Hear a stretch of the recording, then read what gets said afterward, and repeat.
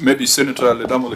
I think for me, Mr. Chairman, given that these are issues that is affecting all the counties, I just wanted to know from the governor whether you are engaging these statutory bodies to be able to do away with the penalties and the interest.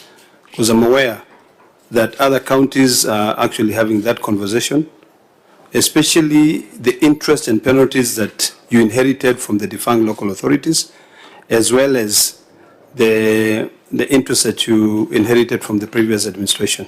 Because I think this 1.9 billion, and maybe you can tell us what percentage of it is actual contribution vis-a-vis the interest and the penalties. Governor? Thank you, Chair.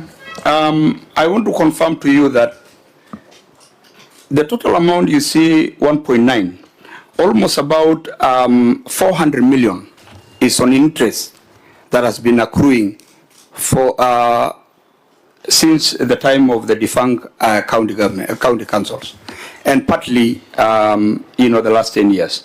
But as Senator for Narok has just asked whether we are engaging, indeed we are.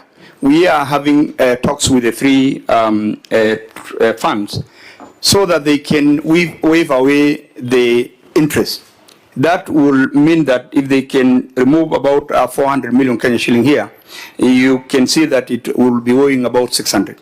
And that is a figure that we can settle within the next 2 financial years. No. And on the issue of remittance, we are indeed on time. We remit all our dues when we are paying the salary.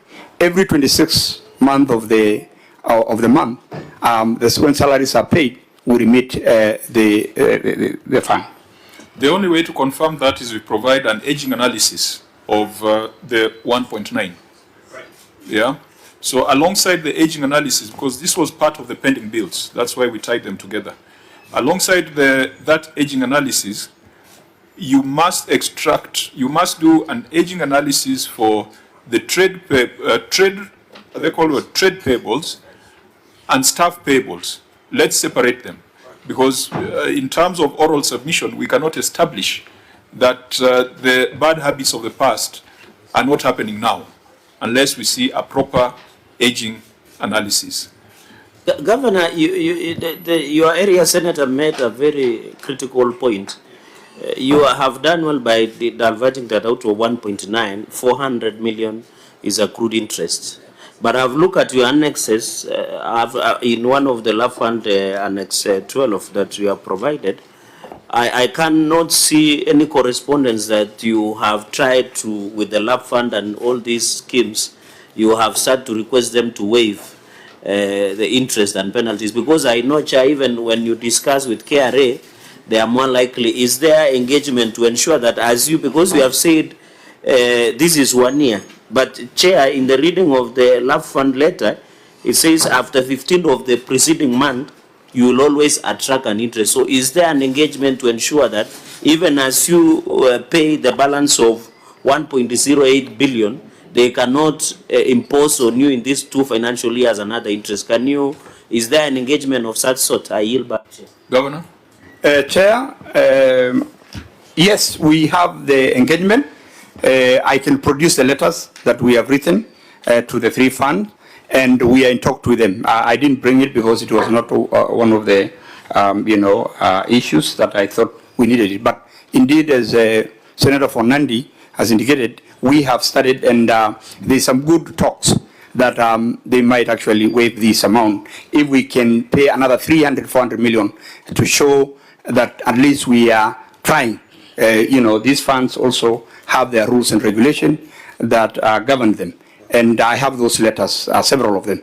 Now, Governor, the last time I had a conversation with the chair of the Council of Governors, it was on this subject. That's the last time we had a conversation with him, and we were trying to find a way of taking a global view, because it's a matter that cuts across many of the counties. Even though in Kwale demonstrated that they didn't have outstanding pension obligations. But I think Nairobi has a serious problem. The cities have big problems, and now Narok is joining that list. And you see, this is the kind of conversation that we'd be very happy to have with the COG. and governors. And the chair of COG, in his own admission, he calls this theft.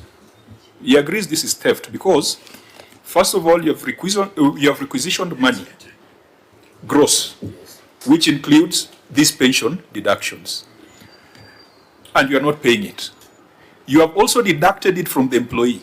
You have pinched the employee's payslip, so the employee is taking home less, and you are not remitting it.